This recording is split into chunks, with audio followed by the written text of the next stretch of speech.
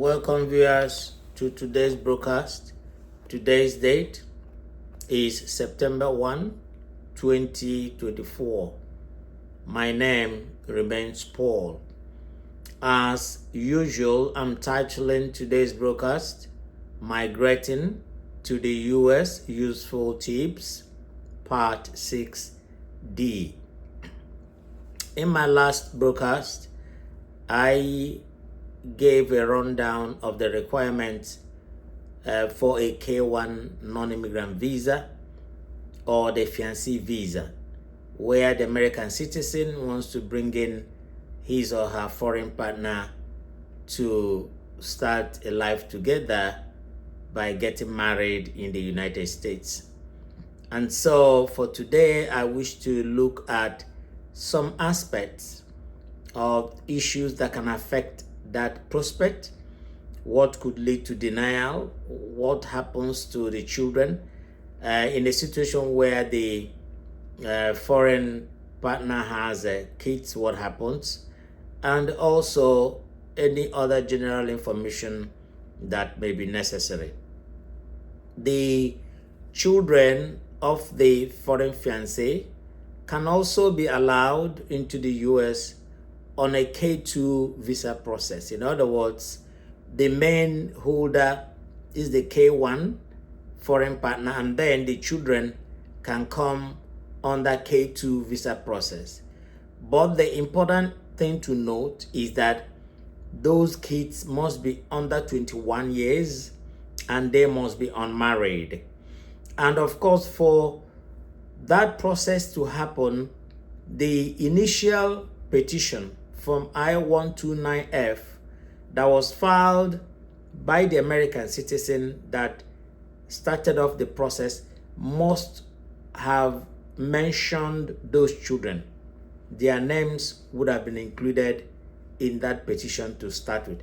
And so after the K1 visa has been approved and the foreign partner has gone on to obtain his or her visas, and then for the children to join as well, there is a process called the K2 visa procedure where the children who are under 21 years and unmarried can also join the foreign spouse.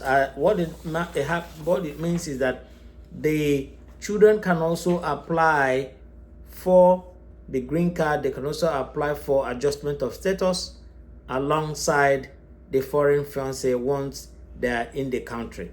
Okay, now what happens with the permission or authorization to work? After being admitted into the United States, the K1 visa holder will now proceed immediately to apply for evidence of work authorization. They will have to apply for it using Form I-765. That is application for employment authorization. In other words, that singular application is for the foreign fiancé to be able to work. And so you get a work authorization for at least for those initial 90 days. Okay, so at least you're allowed to do some work, and you have to bring the application on Form I-765. In this case, the foreign fiancé's work authorization is valid at least only for those initial 90 days until after the marriage has been done. So that work authorization can also be applied alongside adjustment of status on Form I-485. In other words, after the marriage would have been done, the two applications, I-765 and I-485, can all go together. In this case, your foreign fiancé work authorization is valid for 1 year and may be extended in 1 year increments. In other words, the Form I-765 and the Form I-485 both can go at the same time. And what happens is that because of the nature of the application, the work authorization can be extended 1 year apiece at a particular time. Okay, so the Form I-765 can be used by the fiancé once he or she is in the country for the initial work authorization. And if the marriage happens, then you can follow up with Form I-485. That is adjustment of status. So all of these are necessary, once the process is moving forward, and they're coming at different stages. Now, the next question to answer is, in the event of a failure of the marriage happening within the initial 90 days as approved under the K1 visa, what will happen? It is not a good place to be, but then it's also good to know, just in case you are having such in mind. You must be able to understand that if that wedding or marriage does not take place within that 90 days as approved under the K1 visa petition, then there's a problem. Now, K1 and K2 non-immigrant status automatically expires after 90 days and cannot be extended. So the K1 non-immigrant visa status, it expires, and that of the K2, both will expire within that 90 days if the marriage does not happen, and it cannot be extended. Generally, your foreign fiancé and his or her children must leave the United States at the end of the 90 days if you do not marry. So if the marriage does not happen, both the foreign partner and the children will have to leave the United States. If they do not depart, they will be in violation of U.S. immigration law. So in other words, if they don't leave in the event that the marriage does not happen, then they will be in violation of the U.S. immigration law. And you know that what that means that is a violation. Deportation proceedings can begin, and all other unfavorable factors can set in, and that is not advisable. No one should be in that situation. Now, this may result in removal or deportation and could affect their future eligibility for U.S. immigration benefits. In other words, if that marriage does not happen within that 90 days, now, and that K1 visa approval cannot be extended beyond that 90 days. So the implication is that the K1 visa holder and the K2 holders, the children, they have to depart. If they don't, then the removal proceedings will kick in. In other words, they are likely to be deported. Okay? And if that happens, it will be difficult for them to gain any further benefits under the immigration rules. It will be very difficult, but it can be avoided. And all the parties to that application must be sure and make sure that they follow the rules. And it's important that they get advice from a legal practitioner or from an immigration specialist like myself, so that they follow the processes one at a time and to make sure that they do not foul the rules. Okay? Now, however, if you marry your fiancé after the 90 days period, you may file a Form I-130, that is petition for alien relatives to stay in the country. So what that means is that because the U.S. immigration system is flexible, there's always a possibility that maybe someone took ill. That was a reason why the marriage did not hold. So the law also makes provision for genuine reasons or genuine situations where for some reason the marriage could not hold, and which of course was not an intentional act on the part of the American citizen or the foreign partner or fiancé. In that situation, and the marriage happens after 90 days, and then the form to file will be Form I-130 for alien relatives. In that situation, you now follow a different route insofar as you have reasons you will adduce for why that 90 days marriage did not hold, or the marriage did not hold within that 90-day period. You must be able to explain it, and as usual, the law is flexible and is able to take care of certain circumstances, unforeseen circumstances.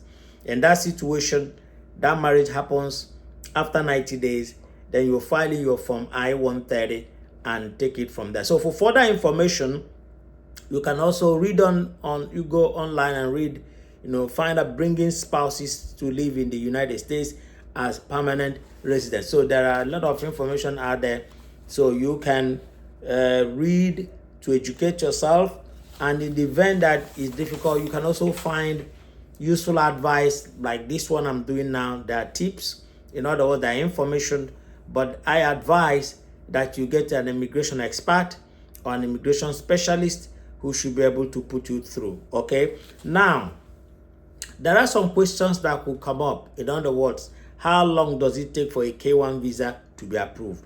Under normal standard process and procedure, it takes between 10 and 15 months. Sometimes too, it could be less. At times, because of the workload, because of the backlog, it could take up to 10 and 15 months. But sometimes it could be less. In other words, it depends also the country involved. Maybe from that particular country, so many people don't apply and stuff like that. But all in all, most of the time is dependent on the workload, the backlogs that must be cleared. But the standard time is 10 to 15 months, and everything will be good. Now, the next question to ask will be, what is the income requirement for a K1 visa? Now, the American sponsor must have a certain financial status before he or she can even start that application. Now, the minimum is the American citizen must be making at least $20,440 per annum to be able to make that application. And that amount is only for two persons. In other words, the American citizen and the foreign partner. Now, where you have children on both sides, maybe the American citizen had a previous marriage and so had one or two, or has one or two children, or the foreign partner, the same thing, has some children. Now, that financial requirement goes higher. So it is important to make sure that you have the financial status, you have the requirements before you can start. Now, you must be careful not to be on benefits. If you are on any form of government benefit, you cannot get it done. That will flag off because it's a red flag, okay? You must have the required financial capacity to be able to support your spouse. Before you can bring in your spouse from any foreign country, you must have the financial capacity. If you don't have it, then there's no point you starting the application in the very first place. Now, there are common reasons why the visa might fail, or there might be a denial of the fiancé or K1 visas. There are common reasons or things that could happen, and there could be a denial. And now, one of such, there are some reasons, and I'm going to read them out now. Some of such reasons will be: one, failure to prove bona fide intent to marry.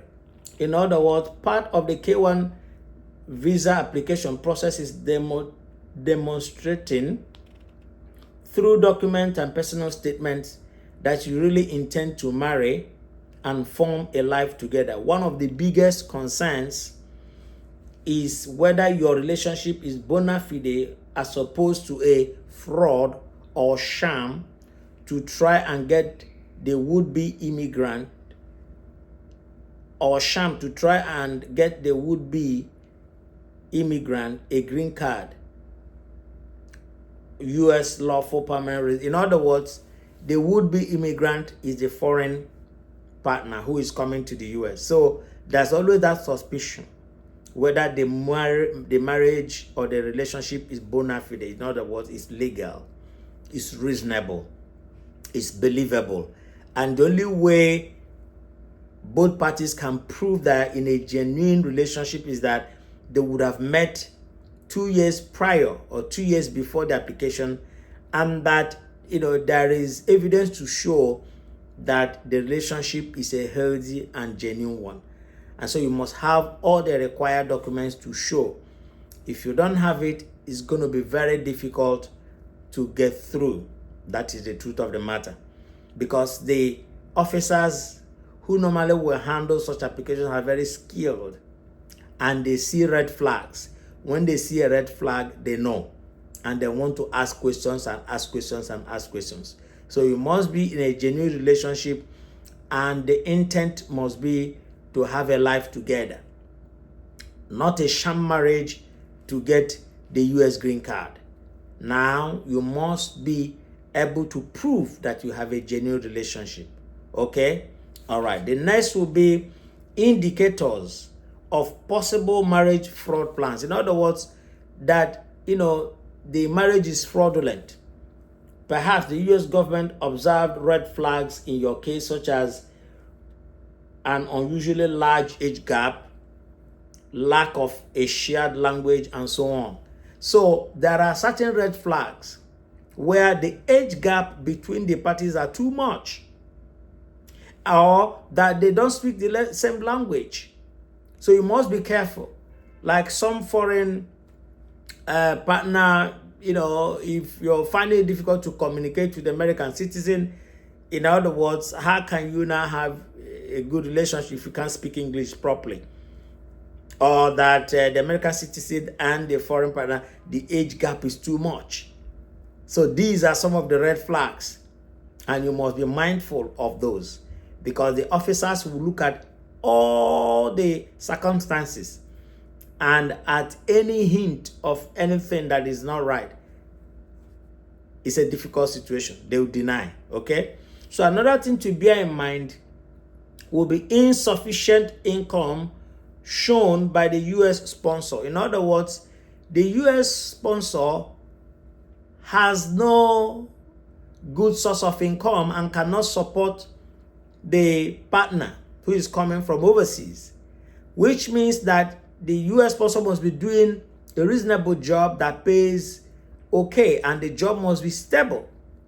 Now, you cannot be saying you want to bring in a partner and you're on government benefits. It doesn't help. So you must have a genuine work. That work must be paying well. It must be stable. And you also must put into consideration how many children are involved, because the $20,440 is just for the American citizen and the partner. If children are involved, it means it's going to be a higher requirement, meaning you must have sufficient funds to support the partner. Okay? Very, very important. Your financial status is important. If you are on any government benefit for the US citizen, the US citizen has to come off that benefit, get a good job, square up, and give himself a little bit of time before making that application. Okay? So your financial status is very important, because you got to submit your wage slips, your W-2, and your address and all that. And there will be a thorough check. Very, very important.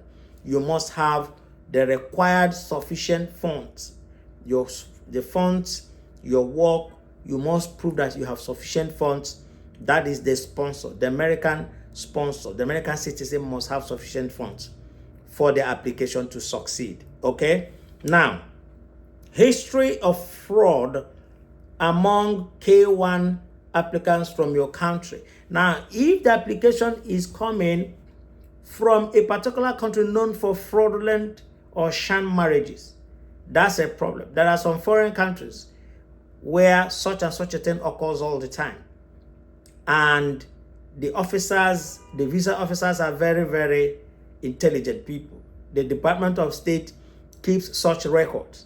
And so if the applicant or the foreign fiancé is from such a country, that's a red flag. And the officers will be mindful to check every bit to be sure that the marriage is not a fake one. Okay? Next is failure to meet in person within the last 2 years. Now, this is important. The requirement is that you must have met in person in the last 2 years. Now, online dating, pictures, emails, those ones can help, but only if you have met that important requirement of meeting first in person in the last 2 years. Now, you may have known the person for quite some time and you have not met again in the past 5 years. That's a red flag. It may be somebody you ran into many years ago, you lost contact, and you revived your relationship, but you haven't met in the last 2 years. That's a red flag. So you must check all of these requirements, because if you don't meet those requirements, it's not going to happen. That's what it is. Okay? Now, what happens in a situation where you want to file in a fresh application? It's okay, but you still will not it may not really be possible, because if the reasons for denial are very strong, you know that once you go to the American embassy, all your documents, information about you is stored. So they will still have still have to go through the same process, and this time around they will scrutinize it very closely, and they want to also check what happened the first time. So filing a fresh application is okay, but it still doesn't make your life easy. What is important is that at the very first time you're making the application, make sure you get the services of an attorney, immigration expert, who would go through your documents, ask you the necessary questions before you can proceed. Very important. Because if you don't, you're going to waste all the time and all the money. And at the end of the day, it could be frustrating. And so it's important that you take time to go through all the requirements. Seek opinion, seek advice from an attorney, from an expert who will direct you very, very well. Okay? Now it's also very encouraging and important. If you can marry your partner in a foreign country and then apply for an immigrant visa, in which case the marriage has already happened there. So it's a lot easier and believable. And you're able to prove that already you had gotten married and you have genuine documents and all that. It's a lot easier. It's a lot better. Okay? So I want to thank you for listening. And like I said, I'm working on my page. I wish to read your comment, share, like, and comment. I need to hear from you. I want to thank all of my friends who've been encouraging me, giving me feedback. I appreciate it. Thank you so much. And I also want others who have been seeing my information to keep following me, keep sharing. You can follow me on Facebook, on YouTube, on Instagram, and on TikTok. I thank you so very much. I will come your way again very shortly. Unfortunately for today, I had to do 2 recordings. This is the second one. The first one didn't have any volume, and I had to go through the whole system, and I'm able to do it a second time. Thank you for watching. Until I come your way again, I remain Paul. Thank you, and God bless.